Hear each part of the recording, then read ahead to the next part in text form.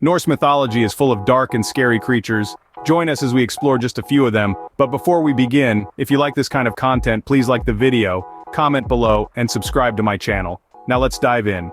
Imagine a wolf so massive that the gods themselves tremble in fear. No, we're not talking about your neighbor's overgrown husky. We're talking about Fenrir, the monstrous wolf of Norse mythology.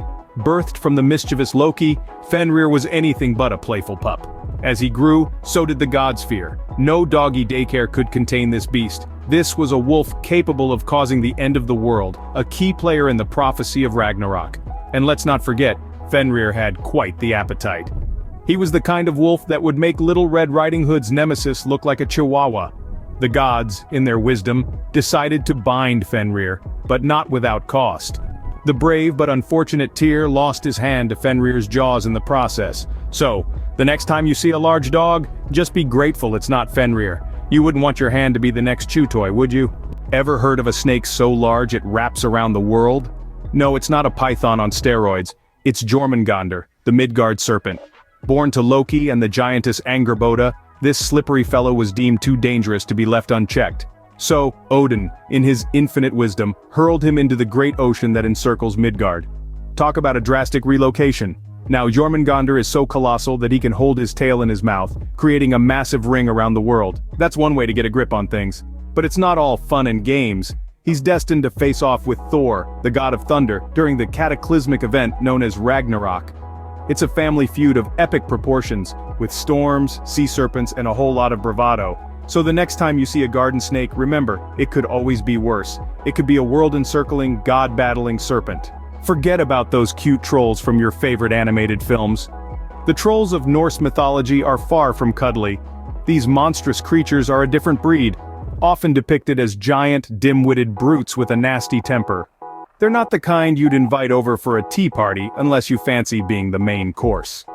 In the tales of old, trolls played the role of the villain, lurking under bridges, in caves or mountains, waiting for unsuspecting adventurers to cross their path. Their favorite pastime? Stirring up trouble and feasting on anyone who gets in their way. Not exactly the bedtime story material, right? But don't worry, they're not all doom and gloom. Trolls have their weaknesses too. Sunlight, for instance, can turn them to stone. A handy trick if you ever find yourself in a tight spot with one. So, before you wish for a pet troll, remember, they're not all rainbow hair and glitter. Move over, zombies. The Draugr of Norse mythology are here, and they're more than just brain-hungry undead. These dreadful creatures originating from the chill of the Scandinavian north were once humans, but in death they've obtained a rather grotesque upgrade. Unlike our pop culture zombies, Draugr retain their intelligence and gain superhuman strength. They're known to shapeshift, control the weather, and even see into the future. So they're not just your run-of-the-mill undead, they're practically undead superheroes. Now imagine this scenario. You're casually strolling through a graveyard expecting a regular zombie to pop up. But instead, a Draugr rises, chuckling at your puny wooden stake. They've seen that move a mile away, buddy. You see, they're not just about brains, they've got brawn and prophecy on their side too.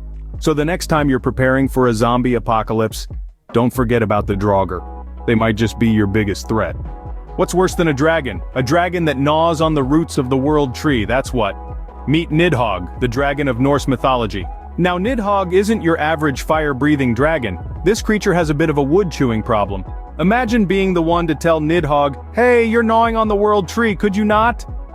This gnarly dragon dwells in Niflheim, the realm of fog and mist, and devotes the majority of its time to chewing on Yggdrasil, the world tree. Talk about a diet plan. But it's not all fun and gnawing for Nidhogg. He's got a long-standing feud with an eagle who lives at the top of the world tree. I guess the tree isn't big enough for the two of them. Nidhogg's destructive habits aren't just a nuisance. They're a sign of the coming of Ragnarok, the end of the world. So, the next time you're annoyed by a rat in your basement, just be thankful it's not a root-chewing dragon.